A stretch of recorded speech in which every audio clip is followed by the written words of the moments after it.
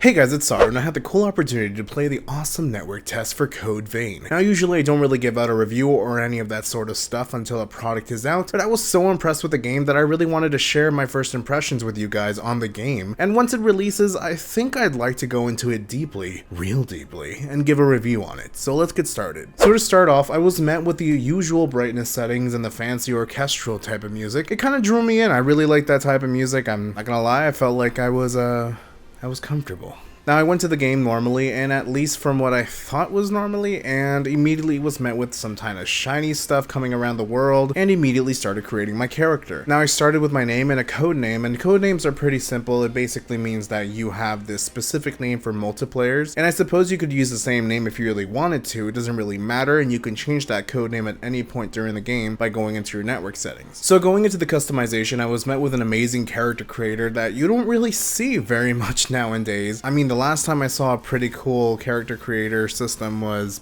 Black Desert Online. You have a large palette of customizing your hair color, your skin tone, eyes to separate the eye colors or designs, or I don't know, hairstyles, eyebrows, and so much more. You can even have accessories and individualize every single piece of accessory to have different colors if you really wanted to. Now you could really be in there for hours if you really wanted to, so I just went with my usual demeanor in games, which was the white hair and the white eyes, and I don't know. I mean, unfortunately there were no puppets for me to use, so but I was still satisfied. Now, after you create your character, you're brought into a little arena where you're taught how to use your character, and it's not too shabby. It shows you how to use your weapons, charging, codes, and different abilities, and how to do everything, and it's not that bad. It's basically a tutorial island if you really think about it in an MMO sense. But let's move on. Now, you're woken up by Big Mama Anime Lady, and she asks you what the fuck you're doing. You get up, and you get to a nice tree, and drink it like the thirsty motherfucker that you are after seeing her.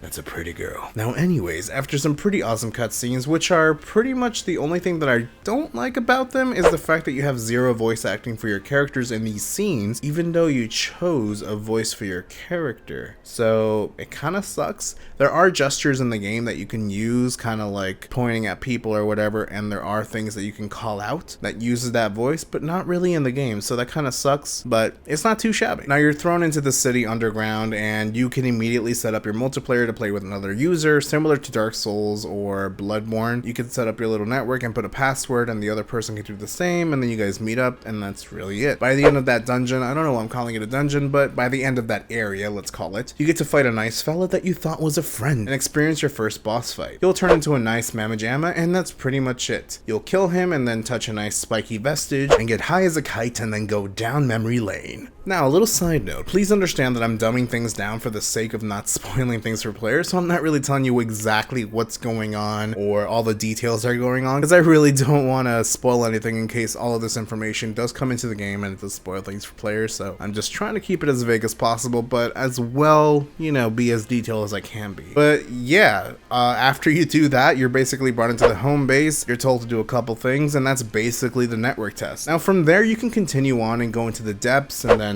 fight 3 bosses to unlock the last boss, and that's pretty much it. You can just repeat that over and over again. Personally, I got to level 62, and then from there, I wasn't really doing much, to be honest, but I don't know. Ultimately, I loved the game demo. I thought it was challenging, which was something I really enjoy. I love challenges in my games. I didn't enjoy that if you join another player's world, you'll have less regeneration items to use for yourself and less HP. For example, if I have 4 regeneration items that I can use in game on my game, if I go and join, I don't know, my friend's game, I'll have 2 instead. I also didn't enjoy the fact that it's just limited to 1 other player to join in. I think it would be more fun if it allowed you to have 3 or 4 players come in, and in fact the dungeons or the locations that you're on would scale on difficulty based on the amount of players that you have in your session. So let's say it's difficult or whatever with 1 player, when it's 2 player it's a little more difficult, when it's 3 player it's way more difficult, and when it's 4 player it's obviously way more difficult. Also, the whole dying thing and then having to set up your distress signal again for your team to come back together is a little tiring, but in the spirit of the Soul series, it kind of makes sense. I mean, that's what you had to do before. However, I do feel that Code Vein is its own thing and should present more options rather than kind of copy pasting what the other series did do. But all in all, I did love the demo. I thought the graphics were absolutely amazing. I'm very interested in seeing the game for the full story. Hell, I'd like to see it in anime form, other than the fact that it basically basically reminds me of Tokyo Ghoul. So apart from all that, I did notice some frame drops when there are way too many effects happening at the same time, or when somebody's about to join your session, it kind of freezes for about a second or two. But I'm sure that'll be ironed out. Again, this is just a network test, so it's as a beta as it can be. So yeah, as far as first impressions go, I give this a 9 cat puppets out of 10 cat puppets. That's right.